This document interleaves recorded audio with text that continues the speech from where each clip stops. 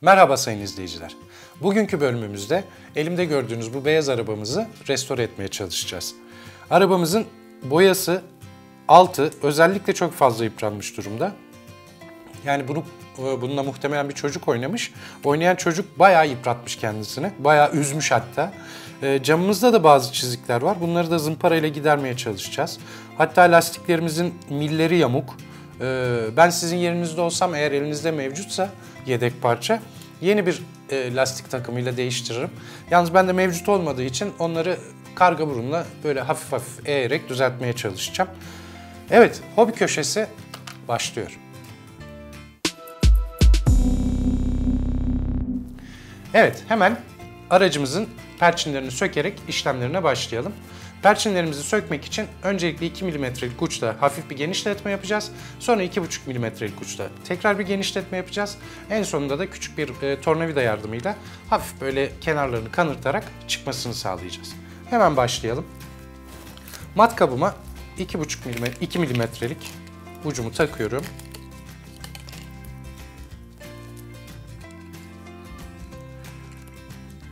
Ve oldukça düşük bir hızda başlıyorum bu işe. Çünkü yüksek hızda çok hızlı delinebiliyor.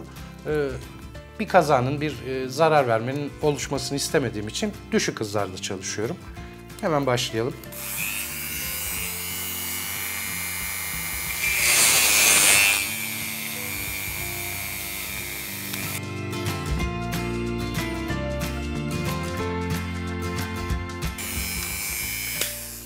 Evet, 2,5 mm'lik ucumu takacağım. Onunla daha çok genişleteceğim.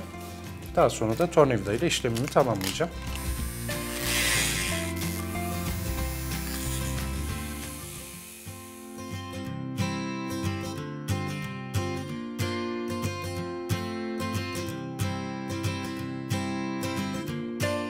Yeterince genişlettiğimi düşünüyorum. Şimdi şu çevrede kalan çember şeklindeki vida başlarını tornavida ile tabiri caizse kanırtacağım.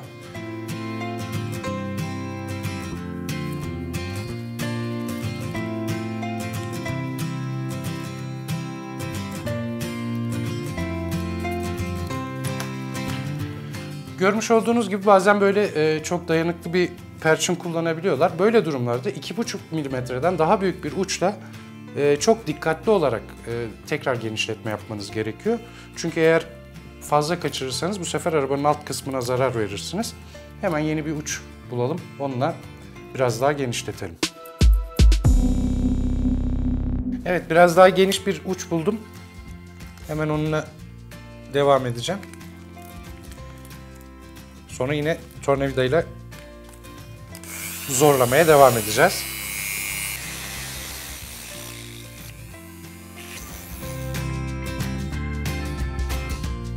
Hemen tornavida ile denememizi yapalım.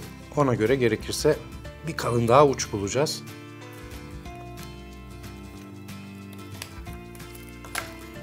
Evet, sanırım artık arabamızı açabiliriz.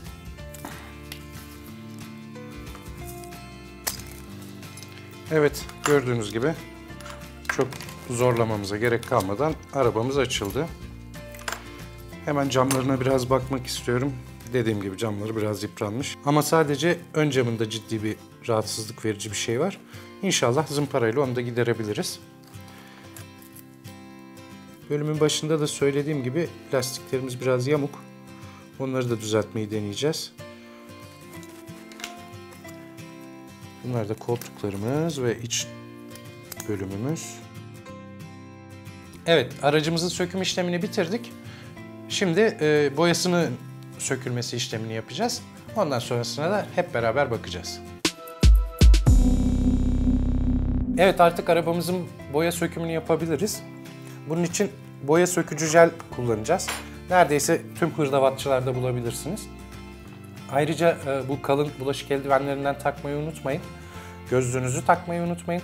Bir de çok iyi havalandırılan bir ortamda yaparsanız bu işlemi çok iyi olur.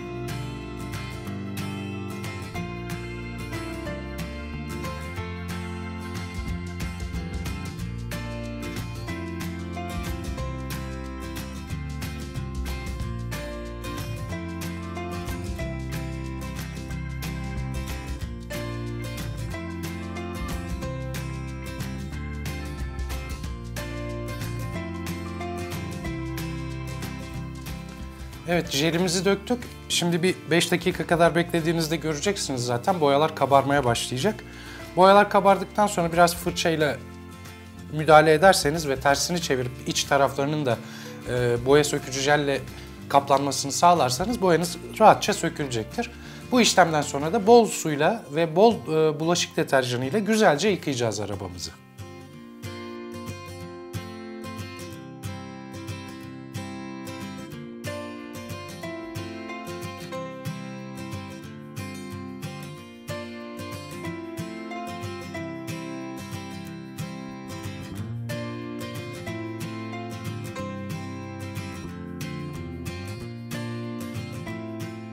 Evet, aracımızın boyası söküldü. Artık yıkama işlemine geçebiliriz. Boya söküm işlemimizden sonra güzelce su ve bulaşık deterjanıyla yıkadık. Bunu bir diş fırçası yardımıyla yaparsanız çok daha güzel temizlenir. Yıkama işlemimizin hemen arkasında sökerken oluşan bazı çapakları temizleyeceğiz. ile eğleyeceğiz. Varsa bazı kalıp izlerimizi temizleyeceğiz ki bunda bir iki yerde var. Onları temizleyip zımparalayacağız. Daha sonra daha sonra toplarken kullanacağımız vidamız için vida deliklerini hazırlayacağız. Arkasından da metal parlatıcı kremimizle parlatma işlemi yapacağız. Hemen başlayalım. Öncelikle dediğim gibi söküm işlemi sırasında oluşmuş olan çapaklarımı güzelce temizleyeceğim.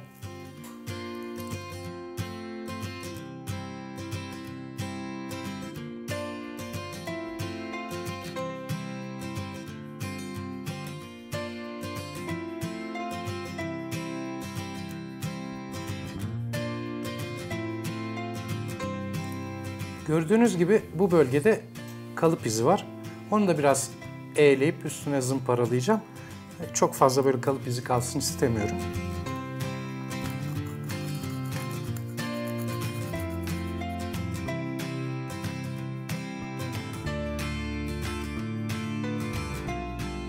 Söküm işleminden sonra kalan çapaklarımızı temizledik. Kalıp izlerimizi temizledik. Şimdi vida deliği açacağız. Vida deliği açmak için 2 mm'lik ve 2,5 mm'lik uçlar kullanacağız. Bu uçlarla delikleri açtıktan sonra yiv açma aletimizle vida yivlerini açacağız. Daha sonra da arabamızı parlatacağız. Hemen deliğimizi açmaya başlayalım. 2 mm'lik ucumu takıyorum.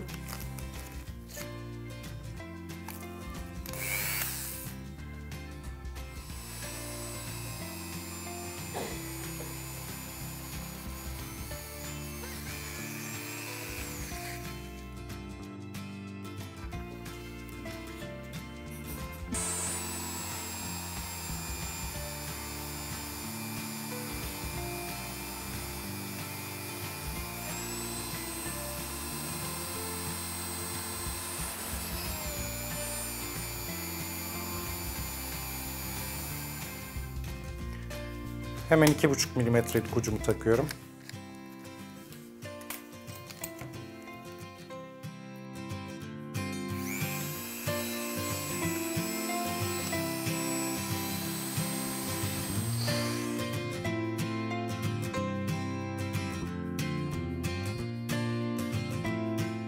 Delme işlemimiz sona erdi.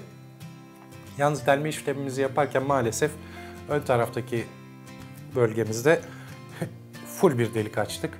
Tamamını deldik.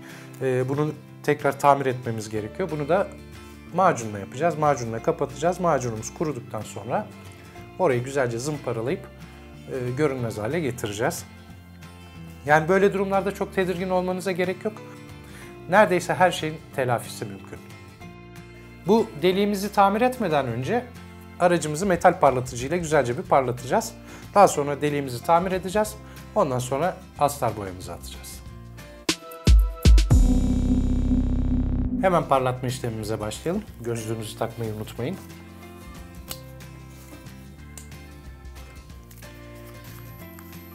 Parmağımla kremden bir miktar sürüyorum.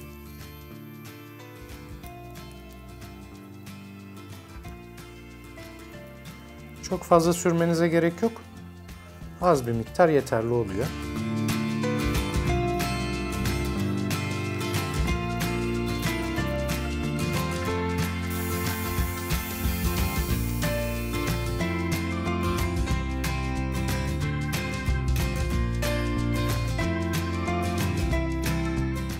Aynı işlemi alt taraf için de tekrarlıyoruz.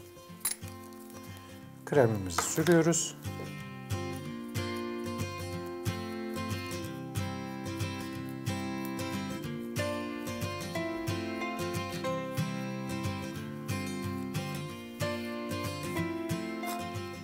İşlemimizi yapıyoruz.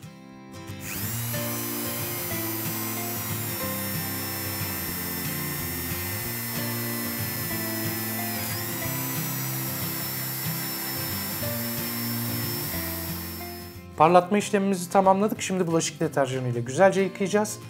Yıkadıktan sonra da deliğimizi tamir edeceğiz. Arabamızı güzelce yıkadık, kuruttuk. Biraz önce delikleri açarken vida yivlerini açmayı unuttuğumuz için şimdi o vida yivlerini açacağız. Bunun için kılavuzdan faydalanacağız. Hemen kılavuzumu el aletine takıyorum. Evet. Ve vida yivlerimi açmaya başlıyorum.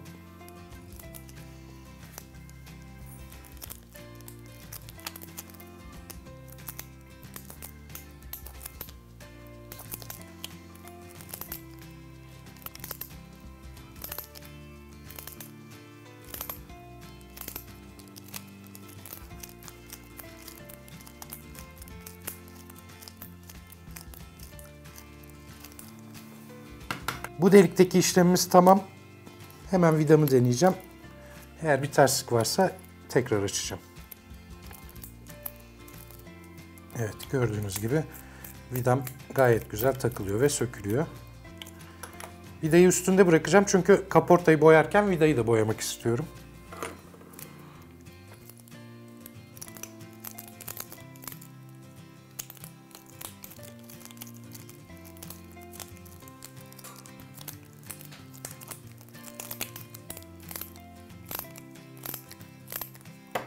Umarım aracımız tamamlandıktan sonra bu delik vidayı tutar. Eğer tutmazsa epoksi ile yapıştırarak kapatacağız bu bölümü.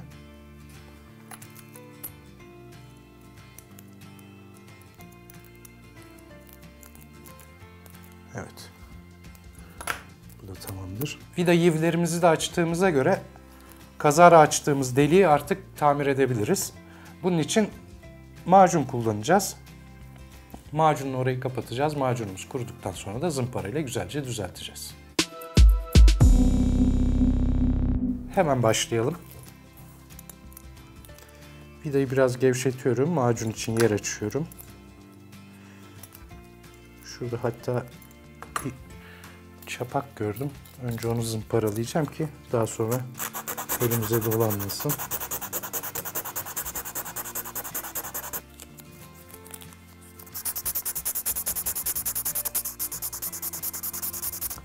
Hemen macunumdan bir miktar oraya uygulayacağım.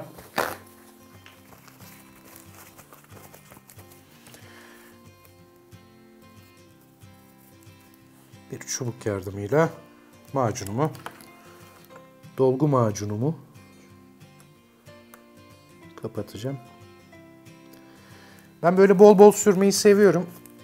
Çünkü daha böyle yüzeye yakın sürmeye çalışırken genelde orada bir çukur oluşuyor. Oluşmaması için ben bol bol sürüyorum. Daha sonra zımparalarken düzeltmeyi tercih ediyorum.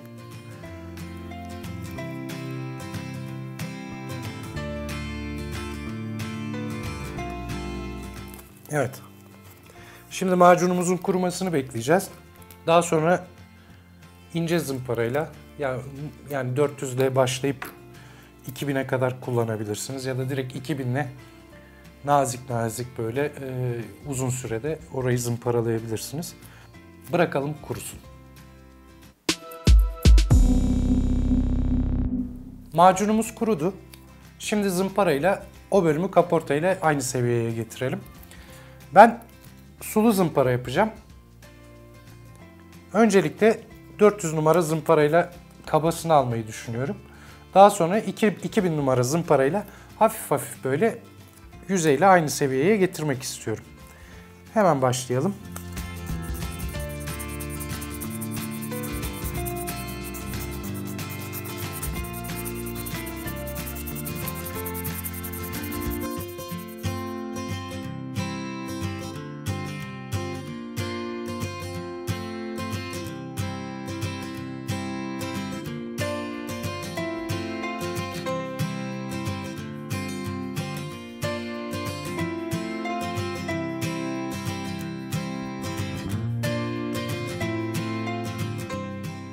Evet, zımpara işlemlerimiz tamamlandı. Yüzeyimizde herhangi bir sıkıntı yok.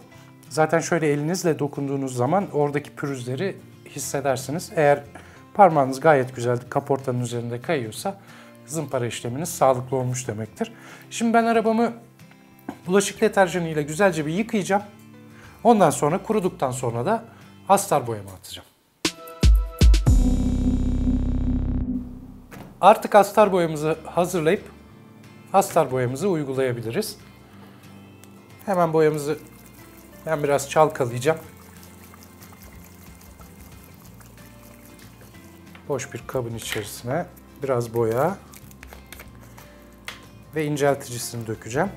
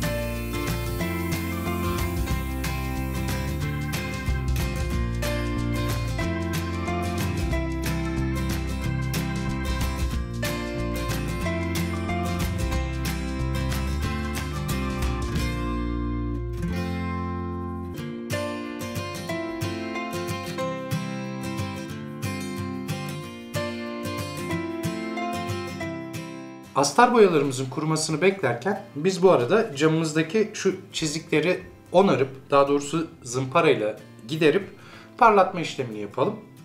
Bunun için öncelikle 400 numara zımparayla başlayacağım. Sulu zımpara yapacağım. Yani zımparamı ıslatarak yapacağım bu işlemi.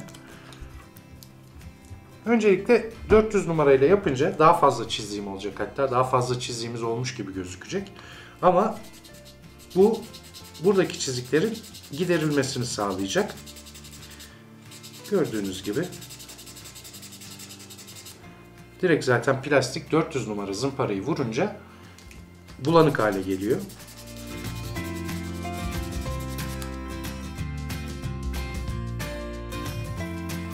Şimdi 400 numara zımparamı bırakıyorum. Onun yerine 2000 numara zımparamı alıyorum. Bu 400 numara zımparanın oluşturduğu zararı düzeltmek için olacak. Daha sonra da 4000 ve 8000 numara zımparayla parlatma işlemi yapacağım. En sonunda da parlatıcı kremlerimi kullanacağım. 2000 numara zımparamızla da işimiz tamam. Şimdi parlatma amaçlı olarak kullanacağım zımparalarıma sıra geldi. Bu arada demin 4000 ve 8000 demiştim ama 6000 ve 8000 olacaktı o. Şimdi 6000 numara zımparamla, daha doğrusu parlatma zımparasıyla parlatacağım. Daha sonra da 8000 numarayla parlatacağım. Şimdi 8000 numarayla devam edelim. Az önce zımparalama işlemine başlarken parlatıcı krem de kullanacağımı söylemiştim ama bu cam o kadar güzel oldu ki parlatıcı krem sürüp bozulmasından korkuyorum. Onun için parlatıcı krem hiç kullanmayacağım. Böyle 8000 numara zımparayla yaptıktan sonra işlemi sonlandıracağım.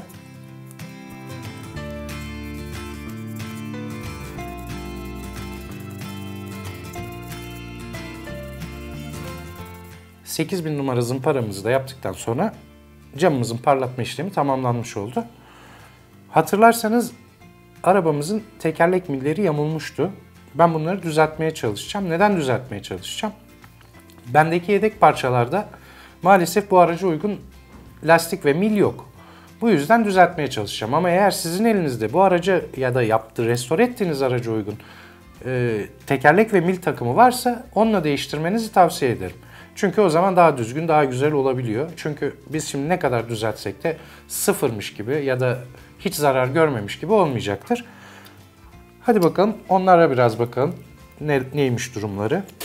Gördüğünüz gibi oldukça eğrilmiş durumdalar. Bunu küçük bir karga burun yardımıyla düzeltebildiğim kadar açıkçası düzelteceğim. Çok da uğraşmak istemiyorum çünkü çok ince bir tel, kırılırsa elimdeki yedek parçalarda olmadığı için bu sefer tekerleksiz kalacağım. Ona mahal vermemek için de çok zorlamadan, kaba tabirle düzeldiği kadar deyip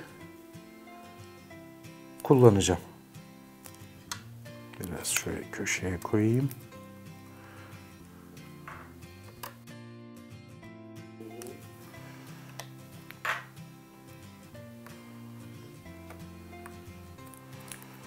Evet. Çok iyi olmamakla beraber kullanılabilir kıvama geldi gibi. Lastiklerimizi iyi kötü kullanılabilir hale getirdiğimize göre artık arabamızın baz boyasını atabiliriz. Yine kendi orijinal boyası renginde bir boya tercih edeceğim ben. Beyaz renk atacağım. Yalnız şöyle bir şey var. Araçta orijinal halinde beyaz olmayan, yani kaportanın beyaz olmayan dışındaki yerleri krem rengiydi. Ben oraları siyah yapmak istiyorum. İnternetten bulduğum referans fotoğraflarda bu arabanın beyaz renk olanlarının tamamının o bölgeleri siyah. Bu yüzden o krem rengi olan parçamın siyah olmasını istediğim bölgeleri dışındaki yerlerini maskeleyeceğim. Ön ve arka kısımlarını siyaha boyayacağım. Bunun için hemen maskeleme işlemimi başlayayım.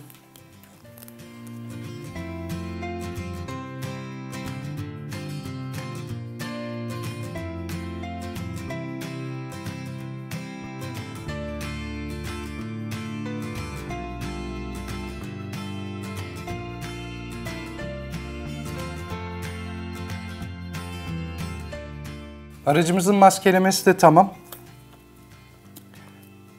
Astar boyamız kuruduktan sonra bir baz boya atacağız ya, o arada bunun da siyahlarını atacağız. Hepsini bir arada boyayıp daha sonra da vernikleyeceğiz. Astar boyamız kuruduğuna göre artık arabamızın baz boyasını hazırlayıp boyama işlemine geçebiliriz. Bunun için ben yine beyaz kullanacağım. Arabayı kendi rengine boyayacağım. Hemen boyamızı hazırlamaya başlayalım. Plastik bardağımızın altını kesip kendimize bir boya hazırlama kabı yapalım.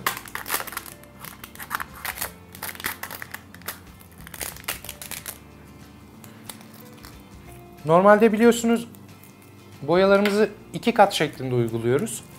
Ama bu beyaz boya olduğu için belki 3. kata ihtiyaç olabilir. Dediğim gibi açık renk boyadığınız zaman ihtiyaç varsa 3. katı da atabilirsiniz. Ama 3 katta kapatamadıysanız o boyanız çok ince olmuştur. 4. katta hoş olmaz. 3 kattan fazla boya atmazsanız iyi olur yani kısacası. Boyam su bazlı bir boya. Alkolle incelteceğim.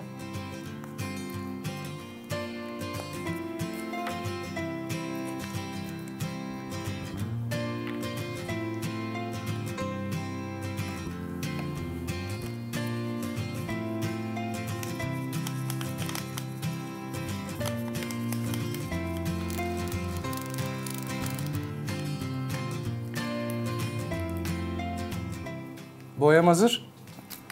Maskemi ve gözlüğümü takıp boyama işlemine geçiyorum.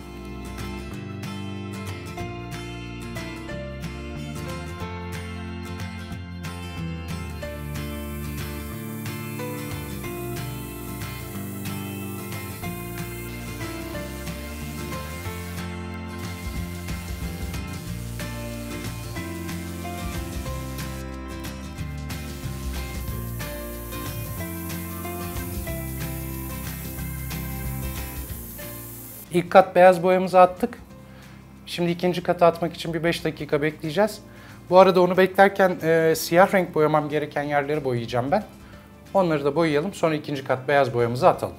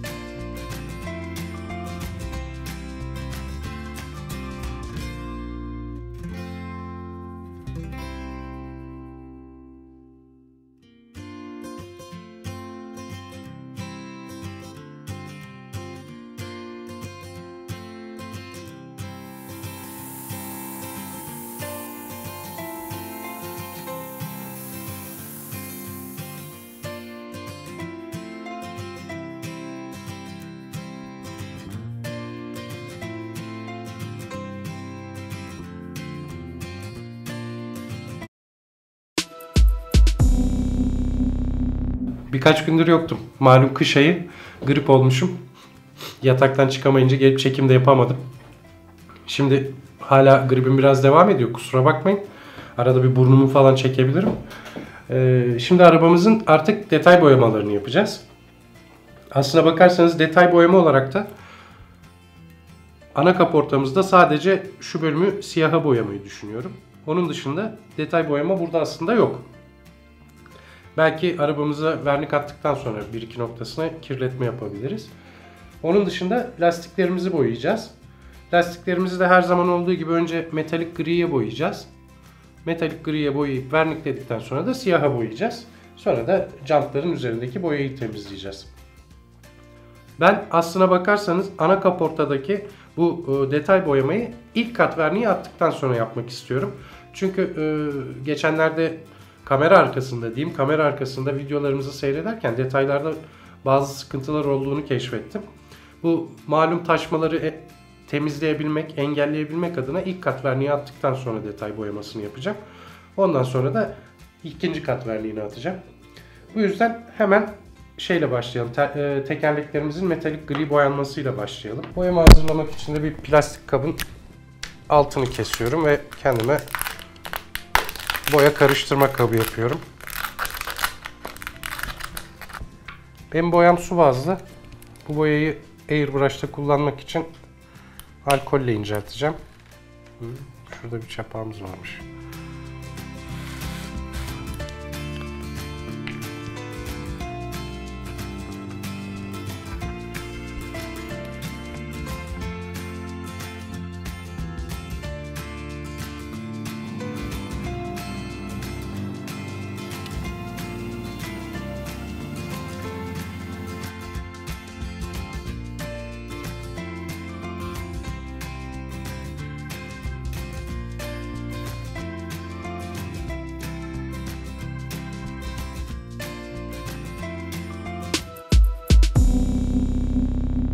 Tekerleklerimizin boyası kurudu.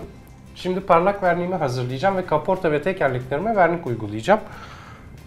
Benim verniğim iki parçadan oluşuyor. Biri vernik, diğeri vernik sertleştirici. Ben 4 ölçek vernik kullanıyorum. 2 ölçek vernik sertleştirici kullanıyorum. Sonra bunları selülozik tinerle inceltip airbrush ile uyguluyorum. Hemen 4 ölçek verniğimi alıyorum.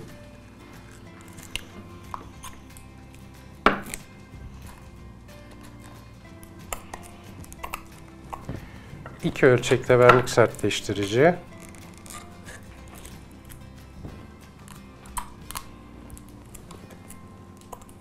Sonra bunların içine selülozik tiner ekliyorum.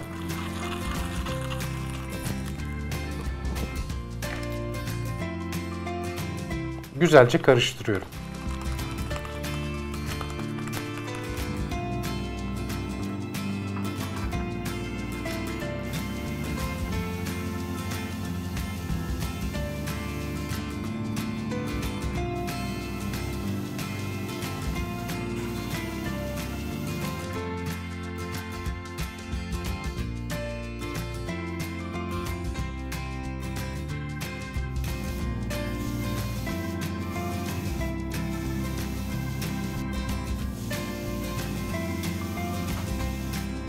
Evet, bir 5-10 dakika ilk kat verniğimizin kurumasını bekleyeceğiz.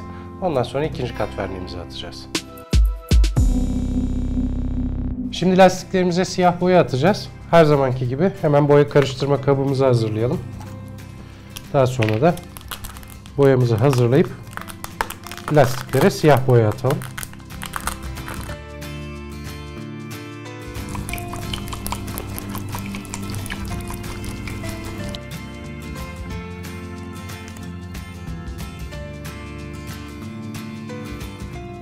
Boyam yine su bazlı. Alkolle inceltip airbrush'ta kullanacağım.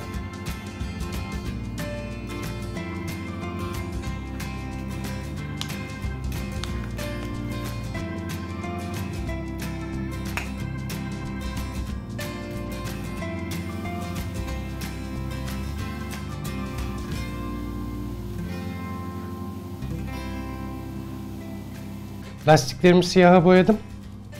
Şimdi arabamın motor havalandırma çıkışlarını siyaha boyayacağım. Bunu elle boyayacağım. Bir fırça ve siyah boya yardımıyla. Hemen onu da yapalım. Siyah boyadan bir miktar tahtamın üstüne alacağım. Sonra da boyamamı yapacağım. Evet.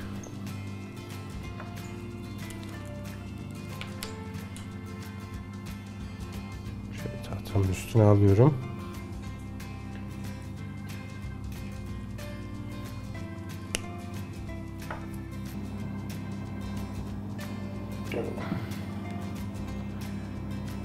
İncelticiyi biraz fazla koyduk galiba. Şimdi bakacağım. Ona göre olmalı. Boya ekleyeceğim biraz. Yani iyi oldu gibi. Evet, iyi.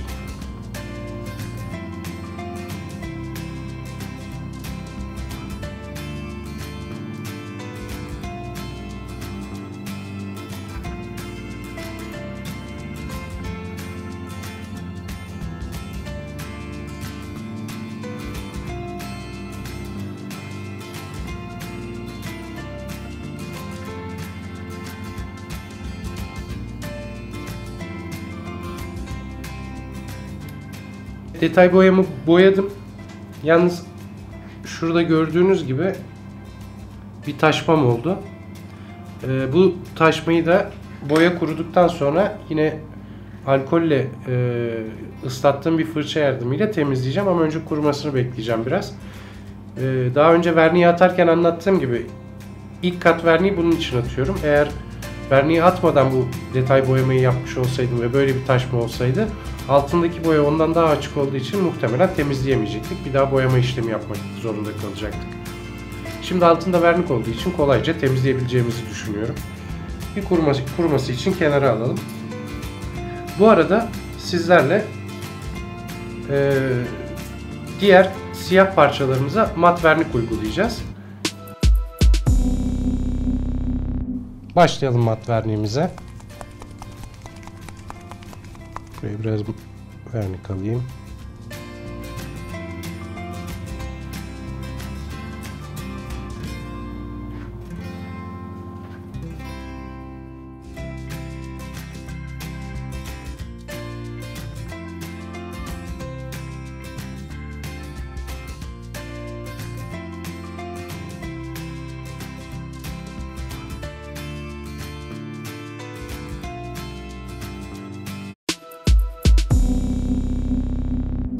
Mat verniklerimiz kururken muhtemelen detay boyamız da kurumuştur. Şimdi o taşırdığım bölgeyi temizleyeceğim. Hemen başlayalım.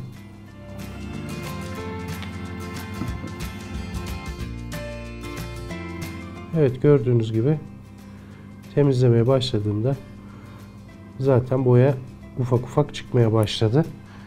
Fırçamı temizleyip tekrar fırçama alkol alıp fazlasını emdirip sürmeye ve temizlemeye devam ediyorum.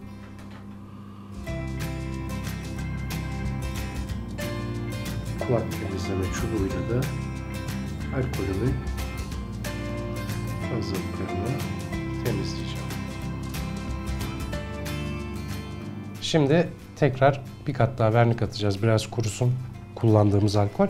Ondan sonra hemen bir kat daha verniğimizi atalım. Taşan boyamızı temizlemiştik. Şimdi ikinci kat verniğimizi atacağız.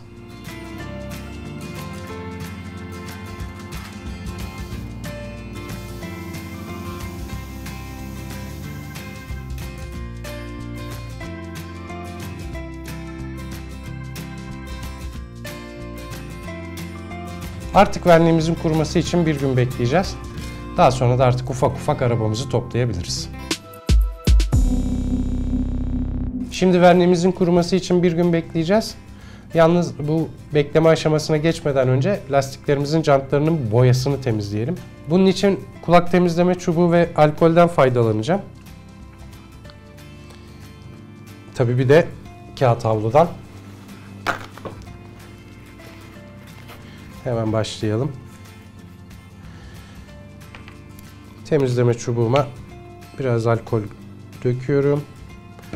Sonra alkolün fazlasını kağıt havluda yediriyorum.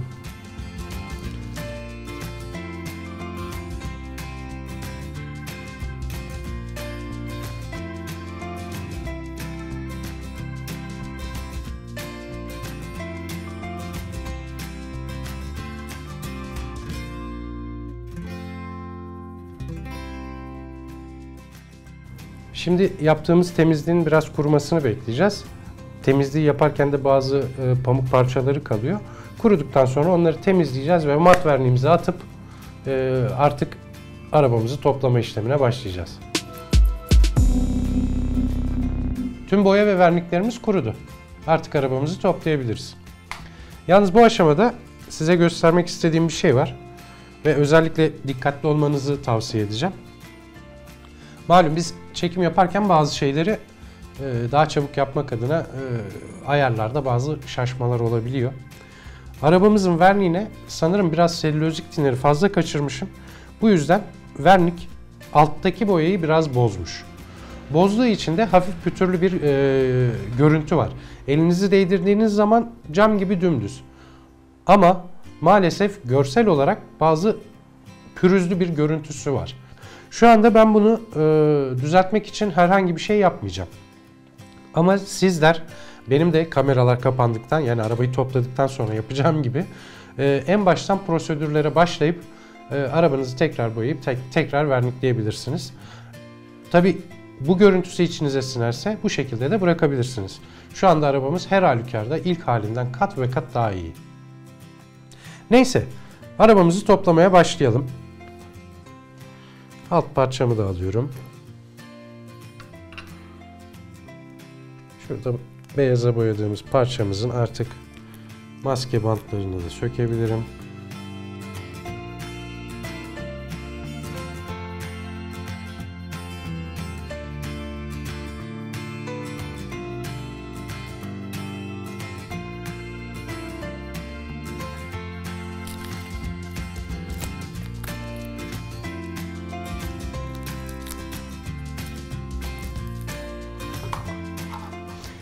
Camımızı güvenceye almıştık en başta. Güvenceye alırken de komple unutmuşuz.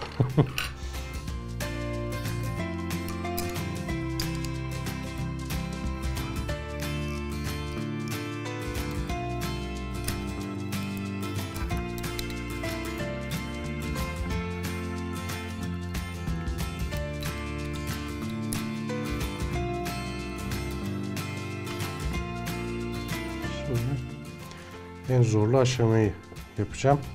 Tekerlekleri tekrar yerine oturtmak.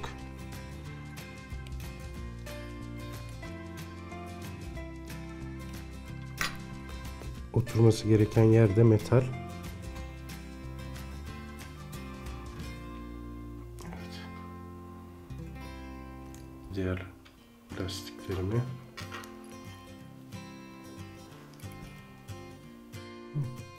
Neyse, korktuğumdan kolay oturdular yerlerine.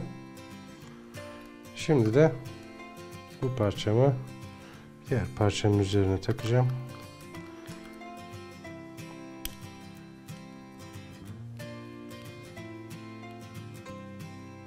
Yine bölümün başında hatırlarsanız ön tarafta vida deliği açarken bir kırılma olmuştu. Biz yine de vida yivlerini açmıştık. Şimdi vidanın tutup tutmadığını deneyeceğiz. Eğer tutmazsa o kırık olan bölgeye epoksi yapacağız. Epoksi ile yapıştıracağız. Ama arka taraf vidası gayet güzel olmuştu. Önce onu takıyorum.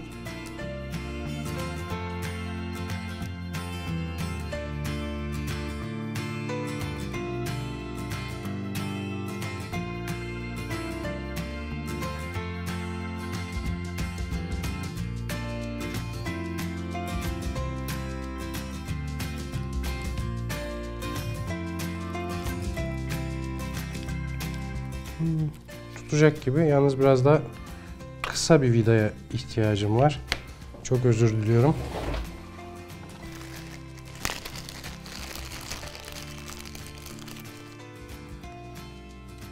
Yine metrik 3 diye anılan bir vida kullanıyorum ama sadece daha kısa.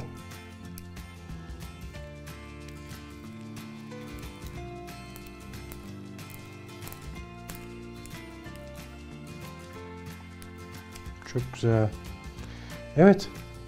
Arabamız hazır. Umarım bölümümüzü beğenmişsinizdir. Tekrar görüşmek üzere. Hoşça kalın.